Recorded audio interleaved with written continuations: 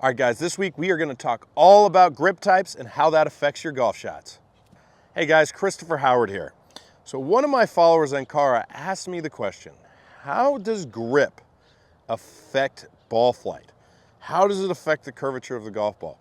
So this week we're going to sit here and we're going to talk about different grip matchups and what they can do in terms of trajectory and curvature.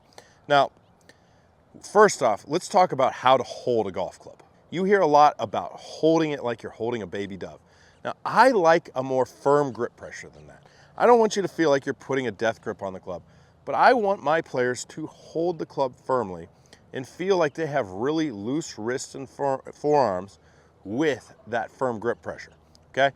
I am more interested in how the club is going to react in the downswing in terms of shallowing, steepening, and I find that players who have that type of pressure with those matchups with the lead wrist and the forearms are more easily able to get the club to shallow behind them versus the player who's really holding this soft and they generally tense up their arms more. Now, if you're a player that can keep tension completely out of your forearms and out of your wrists and out of your grip, that's something that we can mess around with, and that will give you a good foundation to play good golf. If you guys enjoy these videos, can you please like, comment, and subscribe below? It really helps in building this channel. I greatly appreciate all your support, and thank you for coming back and watching these videos time and time again. So when we start looking at the lead hand, for a right-handed golfer, that would be your left hand. We can start looking at the grip matchups. If I start getting this club more in my palm, and the V that is formed in both of my hands more over at my lead shoulder, that would be what we would consider a weak grip. Now, if I get that more neutral, we're moving this towards the fingers, okay? And the V is pointed more up at my neckline, at the buttons on my shirt, that's gonna put me in a position where the grip is more neutral. If I get in here and it's more in my fingertips, and everything is more wrapped over, and this V is over at my right shoulder, that is a stronger grip.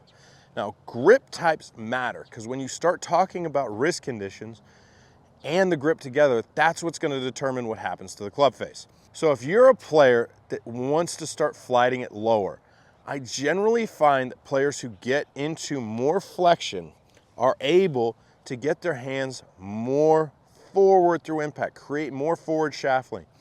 If you start creating that shaft lean, you are going to be in a position where you're able to start flighting the ball lower, depending on the amount of speed you create. There's variables.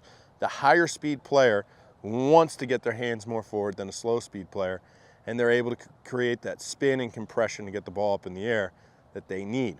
Now just remember, if you're working more into this angle, it will be easier to get the hands forward and really flight it low. You are a high handicap player who hits big slices. I always say start strengthening the grip.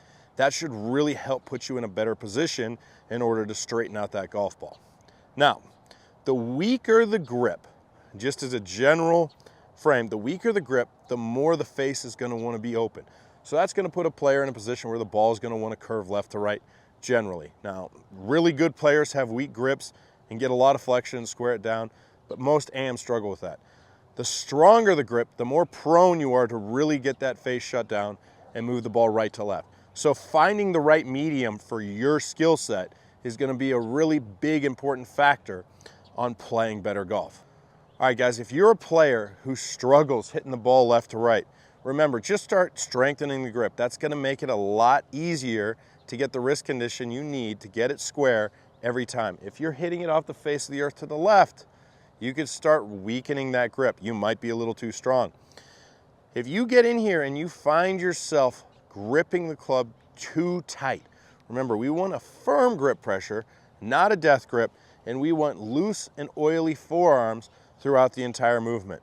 If you can put all that stuff together, you can start learning how to control your ball flight every single time through impact. Hey guys, if you like this video, please like and comment. I come out with new content every Saturday, Sunday, Tuesday, and Thursday. Thanks a lot, you guys.